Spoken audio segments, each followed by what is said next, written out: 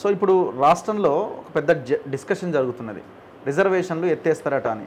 మీ మీద బలమైన ఆరోపణ దేశవ్యాప్తంగా తీసుకెళ్లే ప్రయత్నం చేస్తున్నది తెలంగాణ నుంచి జరుగుతూ ఉన్నది. సో ముఖ్యమంత్రి పీసీసీ చీఫ్గా ఉన్న రేవంత్ రెడ్డి ఈ అంశాన్ని చాలా బలంగా ముందుకు తీసుకెళ్తున్నారు. ఆయన నిన్న కూడా ప్రెస్ మీట్ పెట్టి జస్టిస్ వెంకటాచలయ కమిషన్ తెర మీదకి తీసుకొచ్చారు. వాజ్పేయి హయాంలో ఏం జరిగింది, ఆ తర్వాత ఏ రకమైన నిర్ణయాలు తీసుకున్నారని. సో ఇది చాలా పెద్ద మైనస్ కాదా మీకు?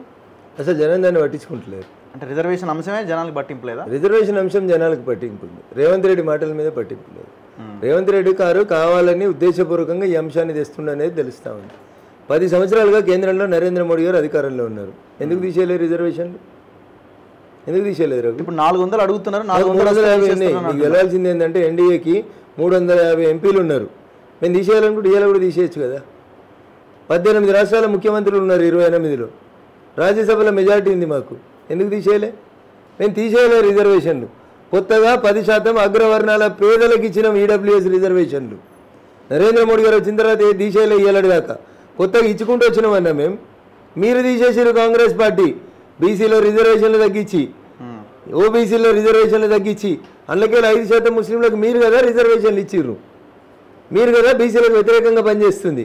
బాబాసాహెబ్ అంబేద్కర్ గారు కదా చెప్పింది మతపరమైన రిజర్వేషన్లు ఈ వద్దని. రఘునందన్ రావు చెప్పలేదు. మీరు ఓడగొట్టిన, మీరు వంచిన, మీరు భారతరత్న ఇయని, మీరు ఇయ్యలో ఏ రాజ్యాంగం మీదైతే కపట ప్రేమ ఒలకపోస్తురో ఆ రాజ్యాంగాన్ని రాసిన బిఆర్ అంబేద్కర్ గారు చెప్పిండ్రు ఈ దేశంలో మతపరమైనటువంటి రిజర్వేషన్లు చెల్లవు అని చెప్పారు. మరి రేవంత్ రెడ్డి ఏం మాట్లాడుతున్నాడు? కౌంటర్ అడుగుతున్నాడు. మాట్లాడాల్సిందే. అరే గింతంతున్న తెలంగాణకు ఆయన గింతంతున్న ముఖ్యమంత్రి. అసలు 28 రాష్ట్రాలు ఉన్నాయి ఈ దేశంలో. 100 కోట్ల లింగాలలో ఆయన లింగం. ఏదో అవకాశం ఇచ్చారు ముఖ్యమంత్రిగా, కరెక్ట్ పని చేసుకో అయిపోతుంది. దానికి ఎందుకంత లొల్లి? 28 రాష్ట్రాలలో ఇదొక రాష్ట్రం అంటున్నా.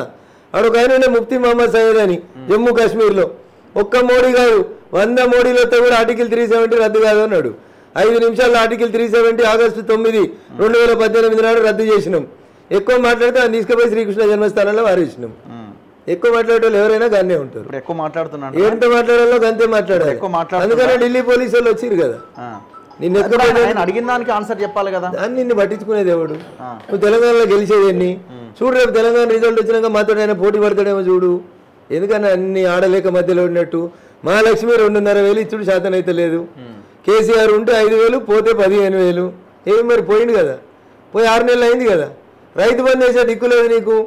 ఆఖరికి నీ కార్లో డీజిల్ వచ్చేందుకు పైసలు లేకపోతే పెద్దనే జరాన్ని పైసలు ఇవ్వండి ఢిల్లీకి పోయి 4 సార్లు దండం పెట్టేవి. నువ్వు ఏదో ఎలక్షన్లు వచ్చినాయని కేసీఆర్ లెక్క పిచ్చి పిచ్చి వరితే కేసీఆర్ ఎడిపోయింది, కేటీఆర్ ఎడిపోయింది, నువ్వు కూడా గాడికే పోతావు. నువ్వు కూడా లిమిట్ దాటి మాట్లాడుతున్నావు అంటున్నా. కేసీఆర్ కూడా గిట్లే వరుతుండే పిచ్చి పిచ్చిగా. ఆ కేటీఆర్ అంటే గిట్లే నడమంతర పౌరులు వరుతుండే. మోడీ, కేడి, బోడి, ఈడి తంతే సెల్లవైతీఆర్లు ఉన్నది. రేపు మాప పొట్టోడు పోతాడు, పొడుగోడు కూడా పోతాడు. పొడుగోడు ఎవరు నీకు తెలుసు ఇక. నన్ను ఎందుకు అడుగుతాయో? ఇక్కడ ఉన్న ఆయన పొడుగైనంటే అంతే కదా. ఇక హరీష్ రావుని కూడా పంపిస్తారా మీరు? మరి టెలిఫోన్ ట్యాపింగ్ లో మంచిగా దొరికింది. ఎందుకే తప్పు చేసిన ఎవరైనా మీ ఫోన్ ట్యాప్. మరి దుబాక్ ఎలక్షన్లలో టెలిఫోన్ ట్యాపింగ్ జరిగింది. దుబాక్ ఎలక్షన్లకు ఇన్ఛార్జ్ ఎవడు? మంత్రి హరీష్ రావు. చెప్పకపోతే ఆ డీసీపీ రాధాకిషన్ రావుకి ఎట్లా తెలుసు?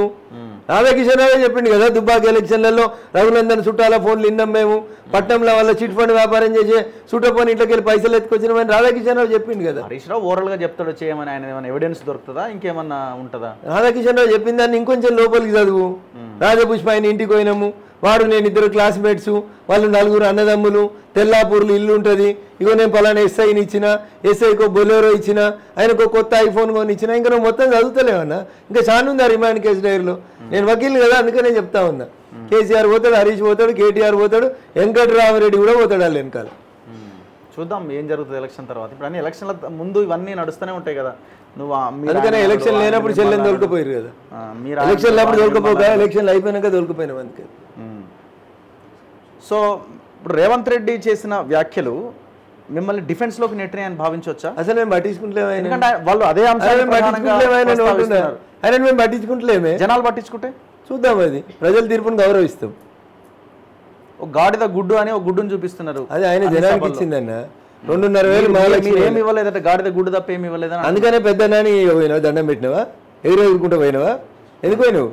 ఢిల్లీకి పోయి ఎందుకు కలిసి వచ్చినావు? పైసలు ఇవ్వని ఎందుకు అడుగుతున్నావు? నువ్వు ముఖ్యమంత్రి అయినాక తీసుకున్న 30,000 కోట్ల అప్పేంది ఏంది అంటున్నా?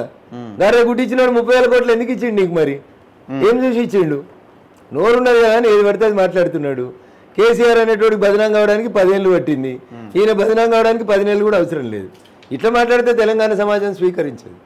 అహంకారాన్ని తెలంగాణ సమాజం స్వీకరించదు.